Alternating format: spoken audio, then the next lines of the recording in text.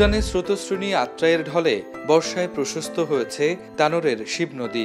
জলমগ্ন করেছে প্রায় 850 মিটার চওড়া বিলকুমারীকেও। উত্তরের উজান থেকে নেমে দক্ষিণে বয়ে চলা এই নদী আলাদা করেছে বরেন্দ্রের শস্য ভাণ্ডার তানোর আর মাছপানের সমতল জনপদ মোহনপুরকে। দুই এলাকার 3.5 লাখ মানুষের যাতায়াত সুবিধা আর 30টি হাটবাজারের ব্যবসা বাণিজ্য মুখর রাখতে 2012 সালে প্রায় 4 কোটি টাকা ব্যয়ে নির্মিত হয় এই বিলকুমারী ব্রিজ, যেটির দৈর্ঘ্য 215 মিটারের বেশি।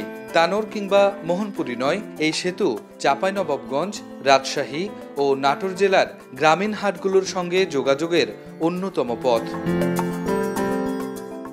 2005-06 অর্থ বছরে এর নির্মাণ কাজ শুরু হলে কাঁচা রাস্তা আর নৌপথে নদী পারাপারের ভোগান্তি লাঘবের স্বপ্ন দেখেন স্থানীয়রা।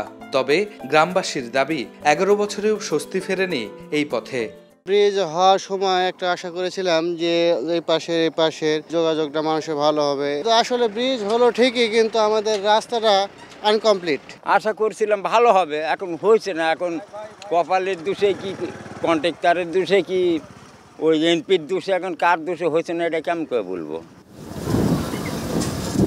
ব্রিজের সংযোগ সড়কটি মোহনপুর অংশের শিবনদীর বাঁধ থেকে তানোর গোল্লাপাড়া হাটের প্রধান সড়ক পর্যন্ত প্রায় 1.5 কিলোমিটার। পিচ পাথরের কার্পেটে আবৃত থাকার কথা থাকলেও ইটের গুঁড়া আর ধুলো ধূসর পুরোটা পথ, সাথে ভাঙাচোরা খানাখন্দ নিত্যসঙ্গী যানবাহনের। তাতে ঝুঁকি নিয়েই করতে হয় ভারী মালামাল পরিবহন।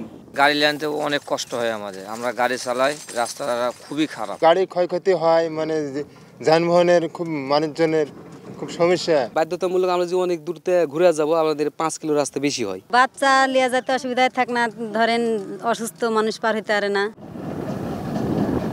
এ পথ সংস্কার আর ব্রিজের বাঁধ নির্মাণে 2020 সালের মে মাস থেকে জানুয়ারি 2021 মেয়াদে 3,41,00,000 টাকার প্রকল্প গ্রহণ করে তানোর নির্বাহী প্রকৌশলীর কার্যালয়। এতে মেসার্স হোসেন এন্টারপ্রাইজ নামের ঠিকাদার প্রতিষ্ঠান সে কাজ শেষ করে 2023-এর 30 জুন। তবে সপ্তাহ না পেরোতেই ব্রিজের মোহনপুর অংশে 50 মিটার জুড়ে দেবে যায় বাঁধের ব্লক, সরে যায় মাটি, ভেঙে যায় পানি নিষ্কাশনের ড্রেন। তাতে যাতায়াতে ভোগান্তি থাকে চরমে। এবারে আপনার রাস্তার মাটি কাটে ফেলে দিল, দিয়েতে বালু দিল, দেওয়ার পরে আবারও ভেঙে গেছে। এখন এগুলো ইঞ্জিনিয়ারের ভুল না কিভাবে কাজ করে বুঝি না। ভারী গাড়ি নিয়ে আসতে পারলে তো আমাদের ভালো হতো, কিন্তু আমরা তো ভারী গাড়ি নিয়ে আসতে পারি না, খালি গাড়ি নিয়ে যেতেই খুবই কষ্ট। গেল 1 দশকের বেশি সময় ধরে তানোর মোহনপুরের এই সংযোগ সেতুর সংস্কার ও সড়ক নির্মাণে স্থানীয় সরকার প্রকৌশল অধিদপ্তরের খরচ হয়েছে অন্তত 18 কোটি টাকা। তবে বিষয়টিকে অতটা গুরুত্ব দিচ্ছেন না তানোর উপজেলা স্থানীয় সরকার প্রকৌশল অধিদপ্তরের এই শীর্ষকর্তা। আর ক্যামেরায় কথা বলতে রাজি না হলেও মুঠোফোনে ঠিকাদার জানান পরিকল্পনা মাফিক কাজ করতে পারেননি তারা।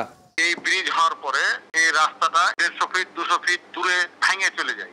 এবার এটা নিচে দাবে গেছে, এখানে আবার পুনরায় বালি ফিলিং করে রাস্তা ঠিক করা হয়েছে। এখানে কাজ করা যায় অনলি 3 মাস, মানে প্রায় 8-9 মাস পানি থাকে দুই সাইডে। গোটা বাঁধের মাটিটা রিমুভ করতে হবে, করে গোটা বাঁধের যে নিচে যে ক্লে আছে এটাকে কাইটে মাটি পরিবর্তন করতে হবে। যেটুকু ধসে গেছে এটুকু আবার ঠিকাদারের মাধ্যমে করা হচ্ছে, তো মালামাল সব নিয়ে আসছে, কাজ করা হচ্ছে। ক্ষয়ক্ষতিতে এমন কিছু বেশি হয়নি। আমার হলো 300 মিটারের মধ্যে 50 মিটার জায়গাতে একটু বসে গেছে। প্রায় 4 কোটি টাকার ব্রিজে 1 দশকে ব্যয় কেন 18 কোটি? এমন প্রশ্নের জবাবে এলজিইডির নির্বাহী প্রকৌশলী বলেন, আগের বিষয় তার জানা নেই। তার মতে মাটির কারণে সৃষ্টি হয়েছে এমন পরিস্থিতি। যেটা নির্মাণ করা হয়েছে ব্রিজের আসলে লেন্থটা আর একটু বড় করলে বেটার হইতো, কারণ এখানে দুই পাশে আমাদের ভায়াডাক্ট করা হচ্ছে, কারণ যেহেতু সয়েল কন্ডিশন ভালো না, কাজে এখানে দুই দিকে আরও প্রায় 100 করে 200 মিটার স্প্যান যদি বাড়ানো যেত তাহলে এই সেটেলমেন্টটা কম হতো এবং এটা আরও টেকসই হতো। এবং এটা হাই প্লাস্টিক সয়েল, অন্য জায়গার সয়েলের মতো এটার কন্ডিশন না। আমরা দেখেছি টেস্ট করে, এখানে একটু পানি পেলে এই সয়েলের কোনো বিয়ারিং ক্যাপাসিটি কিচ্ছু থাকে না।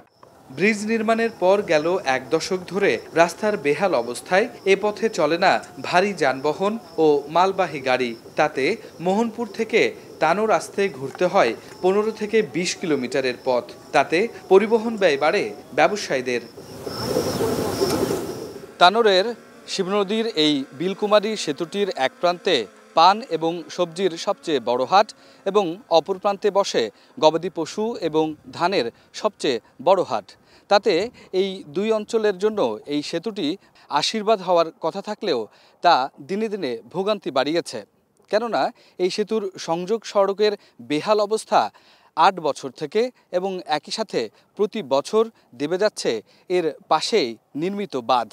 তাতে ভোগান্তি বাড়ছে এ অঞ্চলের লক্ষাধিক মানুষের। রাকিবুল হাসান, এখন রাজশাহী।